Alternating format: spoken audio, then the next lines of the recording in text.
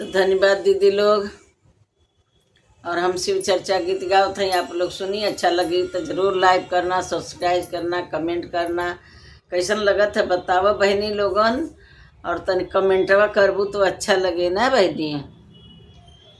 हमारी दीदी बहनी लोगन तनिया का ना जा लोगन तो सुना। तो भोरे भोरे है मुरुगावा झूलुम कैले बा, जुलुम कैले बा हो जुलुम कैले बा। बोले बोले है मुरुगावा जुलुम कैले बा। तो बोले बोले है मुरुगावा जुलुम कैले बा।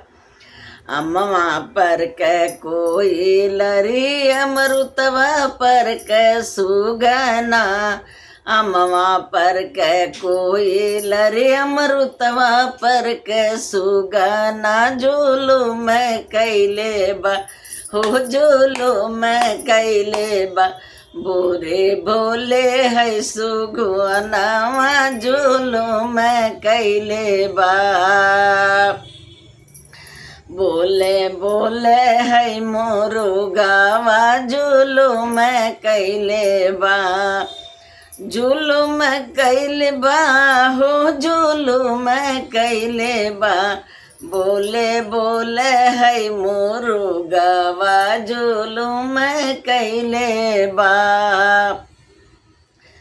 आंगना में बोले दुआरवा पे बोले जुलुम कैले बा।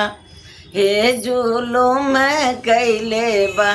भोरे भोरे है मुरुगावा जुलुम कैले बा।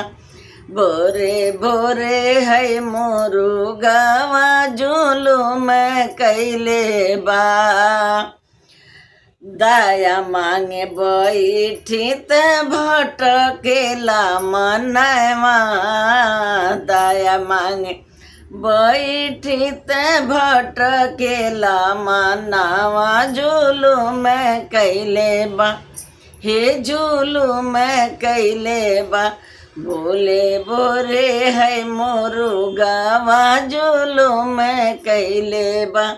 बोरे बोरे है मुरुगावा जुलुम कैले बा। अरे ना मन करे बैठी त भटके पजियरा।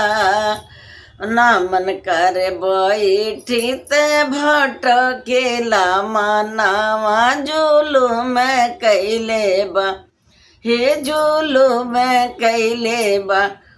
बोरे बोले है मुरुगावा जुलुम कैले बा। बोले बोले है मुरुगावा जुलुम कैले बा। चर्चा करे जाई लाते कहे घर घुमानी। चर्चा कर जाई लाते कहे घर घुमानी। जुलुम कैले बा। बोरे बोले है मुरुगावा जुलुम कैले बा। घर में के गोतिनी बाहर के पड़ोसिनी। घर में के गोतिनी बाहर के पड़ोसिनी। जुलुम कैले बा हो जुलुम कैले बा। बोले बोले है मुरुगावा जुलुम कैले बा। बोले बोले है मुरुगावा जुलुम कैले बा।